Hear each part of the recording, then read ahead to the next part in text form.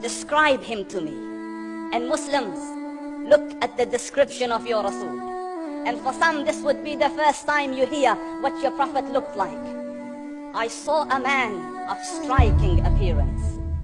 ظاهر الوضاء أبلج الوجه, radiant face, حسن الخلق, beautifully created. لم تعبه السجلة, his belly wasn't protruding. ولم تزر به السعلة, nor was his head disproportionate and small. وسيم قسيم, proportionate and delicate, finely made, a specimen of a creation.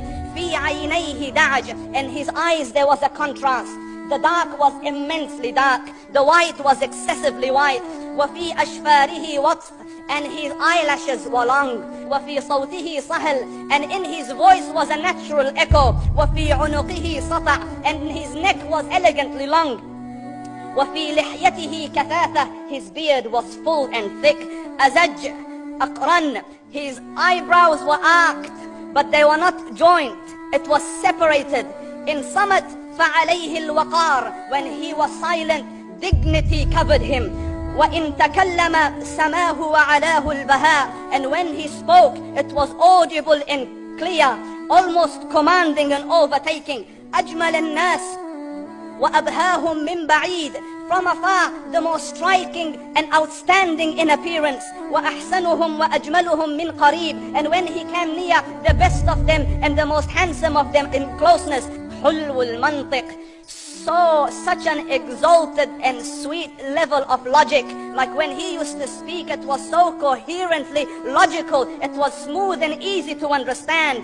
فصل لا نزر ولا هزر, he was to the point, not excessive, not too short. كأن منطقه خرزات نظم يتحدرن, his logic, his utterances, his words were like jewels coming out of a necklace, calculated, polished, one after the other, it would flow magically. ربعة, he was medium in height, your eye didn't have to strain to look up at him, nor was it tedious to look down at him, he was a comfortable sight to look at. له رفقاء يحفون به, he had friends, the people that were with him, they were working around him to try to serve and protect him. إن قال سمعوا لقوله, when he used to say something, they used to hearken to what he used to say. وإن أمر تبادروا إلى أمره, when he commanded, they used to compete to fulfill the command.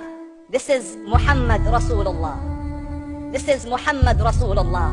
Anas ibn Malik says, he says, I came out one night,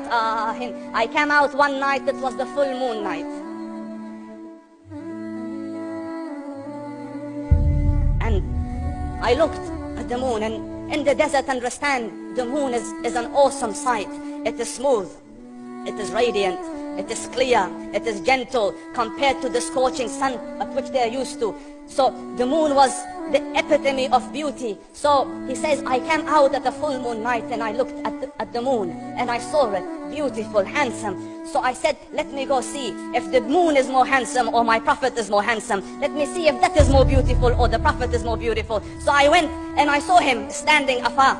So I looked at his face, and I looked at the moon, and I looked at his face, and I looked at the moon, and I looked at his face, and I looked at the moon, and he said, Wallahi, he was more handsome than the moon in its entirety.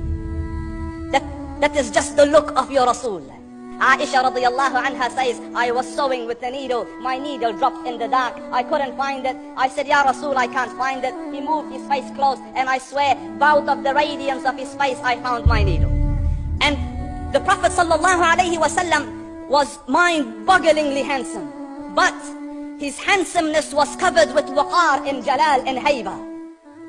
The Sahaba say, when we used to sit at his feet, two feelings conflicting would come on the heart.